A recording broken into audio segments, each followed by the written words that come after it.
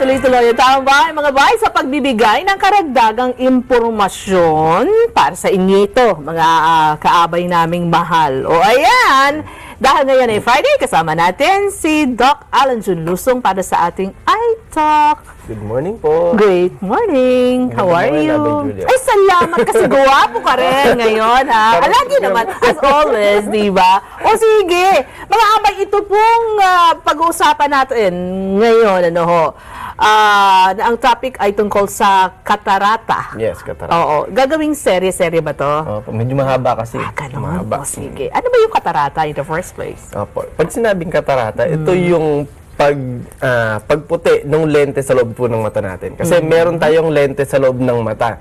Hindi yung nasa labas na nakikita ninyo, yung nasa loob po.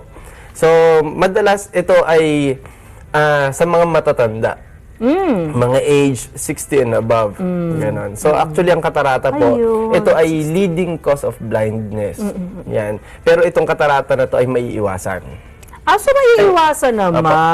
Yung pagkabulag dahil sa katarata may iwasan. Oo. Yun ang dapat maunawaan at malaman ng ating mga abay kung paano natin maiiwasan na tayo po ay magkakatarata. Opo. Oo. At para hindi rin tayo mabulag. Kasi leading cause of blindness po siya. Tama. Ayan. Kasi kaya siya naging leading cause of blindness, halos lahat kasi nagkakaroon nito. Oo nga. Oo. Sabi kasi nila, Dok, pagtanda daw ng tao, talaga magkakaroon ng katarata. Opo. Pero sabi mo nga, pwede namang Pwede naman maiwasan. O, Opo. sige. Ito pong katarata, tulad ng sinabi ko sa inyo, yung pagputi ng lente sa loob ng mata, ito po, kapag naputi niyan, tinatanggal lang po yan by operation. At syempre, wala na yung katarata, makakakita ka na ng malinaw ulit. Ganon. Okay. Hindi na siya bulag. Oo. Diba? Kaso ang nagiging problema po kasi dito sa bansa natin, maraming mahihirap na hindi nila kaya na magpa-opera.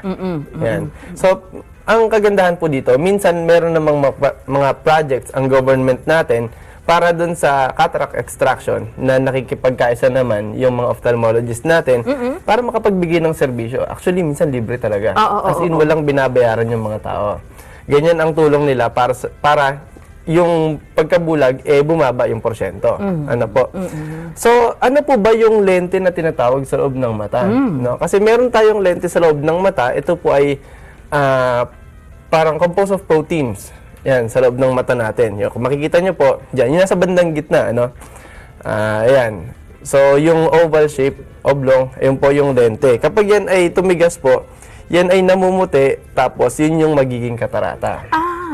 Opo. Oo. So, ano po ba yung nagiging cause ng katarata? Una po sa lahat, yung edad. Kasi po, yung lente po na yan, nagpo-form siya ng mga bagong cells.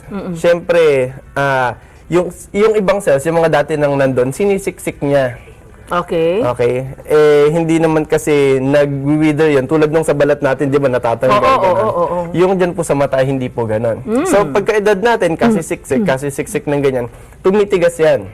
At ito, yung pagtigas nito, nagdudulot ng pagkaputi niya. Ayun. Minsan hindi maayos ang pagkakasiksik. Minsan merong parang naiipit na ibang mga cells. Ang nangyayari po, yung katarata, minsan nasa gitna, minsan nasa gilid, minsan nasa taas, sa baba. Ay, ganon. Iba-iba po ng location. Kapag yung katarata ay merong katarata, kunyari siya, pero wala dun sa gitna.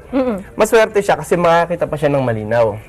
Ayun, dahil wala sa gitna Opo, wala sa gitna. So, hindi siya nakaharang. Pero kapag nakaharang sa paningin, ito yung malas niya. Di ba? Ang swerte nga nung iba sa gilid lang mismo. Sabi ko, ang swerte mo naman yung gitna hindi tinamaan ng katarata mo. Kaya, pag nakakita siya, malinaw pa rin.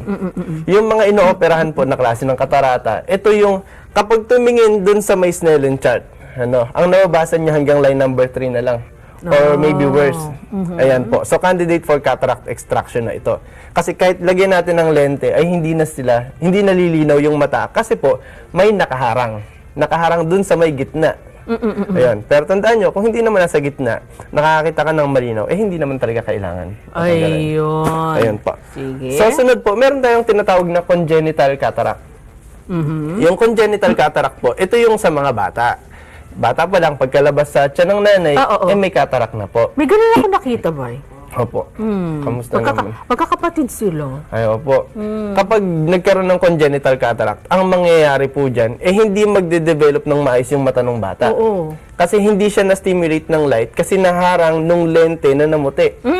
So kapag hindi ito inoperahan agad at tinanggal yung katarata, hindi talaga magde-develop yung retina at magde-develop siya ng tinatawag na lazy eye. And when you say lazy eye, And when we say lazy eye, ito po yung mata natin, kahit lagyan ng salamin, kahit gaano kataas ang ilagay na salamin, ay hindi na makakakita ng linaw na nakikita ng normal na mata. Yan. So, nasa development stage po ito Yung sa pag-grow nung mata ng bata, o pag-develop ng lens niya, ay hindi nagiging maayos. Maaring yung pagkakahilera ng cell sa mata niya ay hindi okay, or nung pagpasok ng nutrition sa mata niya ay hindi good. So, ayun po nangyari. Pag-develop ng mata niya, nag-perform ka rin yung ng sa cataract. congenital na ito, na cataract na ito, no? Ito ba ay may malaking kinalaman sa kinakain? Marami po. Malaki. Opo, malaki po ang kinalaman. Oo. Kasi, tsaka yung ibang systemic condition. Opo, dito po mapasok po yung tinatawag na secondary cataract.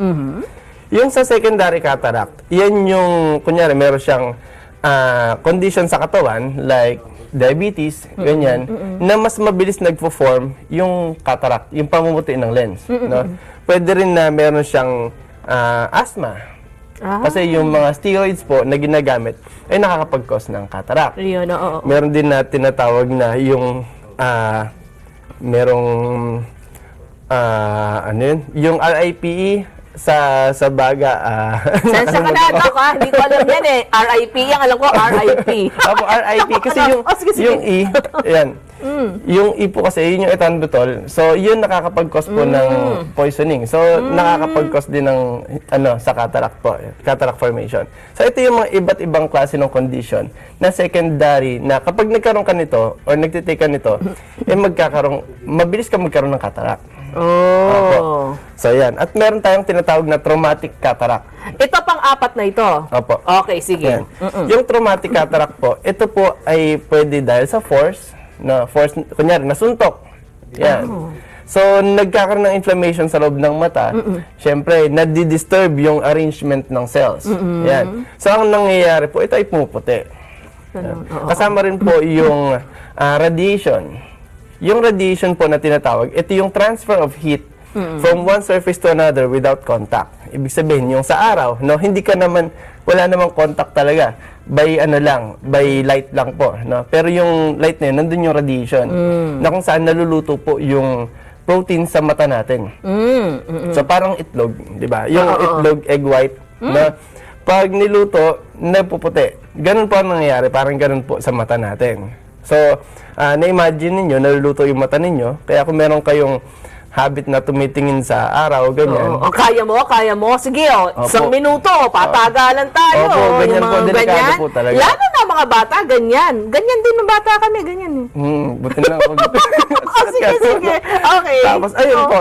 So, dapat meron tayong protection sa mata natin para sa mga radiation na to. Ito ay mabilis na magkakaroon tayo ng katarata kapag siyempre exposed tayo sa radiation. Pwede din ba, Doc, yung halimbawa, yung sa nag-welding, Ay, opo. yung, di ba, sobrang ano yun? Opo, kasama po yun. Malakas pang radiation nun, yung welding. Kaya wag na wag pong titignan yun. Bukod dun sa magkakaroon ng katarata, yung retina mismo ang madadamage. Nakakabulag po ito. Ano po? So, paano po ang nangyayari sa mata? No? Yung pamumuti, di ba? Nagkakaroon ng clumping ng protein, tulad ng kanina banggit ko. Yung paglagay ng panibagong cells, pagtubo nun, merong naiipit, so mabilis nagkakaroon ng katarata sa portion na yun. Or kung hindi naman nagkakaroon ng ipit, naninilaw po yung lente ng mata natin dahil sa sobrang dami ng cells na. So, equal siya. No? So, scattered siya all over. Ganon. So, paano mo malalaman kung may katarata ka na? Ito yan. Opo. So, yung paningin mo magiging cloudy. Parang may hamog. Parang batang hamog. Ayan. Cloudy. Tapos yung nagiging nearsighted ka ulit. Ay, gano'n. Second sight. Lalo na po yung mga age 40 plus, pag nagtuturn ng 50, 60s, nakakabasa na sila ulit ng malinaw na ayun po, formation na po ng cataract ito. Pero teka muna. Alam niya, sabi nga namin kanina, magagawin nating serye to Opo.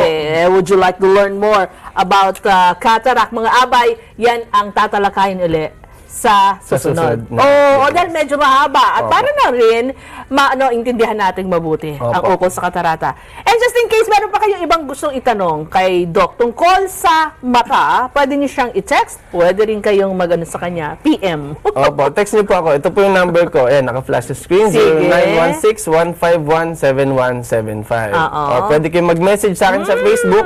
I-type niyo lang po, Lusong Optical. Pakilike po ang aming Facebook page. At babatiin ko yung aking mother. Hi, Yes. ma'am. Hi. Doktora Lolita Lusong. Nasa Good clinic po siya ngayon. Si Doktora Janice Navero. Ayan, yung ate ko, si Doktora Amelita Lusong Arceo. Binabati ko po kayong lahat. Magandang araw sa inyo. Ayan. At salamat sa panonood. Oo, thank you, Doc. Thank you, Happy weekend sa Abby. iyo. Mga boy, magbabalik agad ang taong bahay. Kaya dyan lang kayo. Marami pa tayong pagkukwentuhan.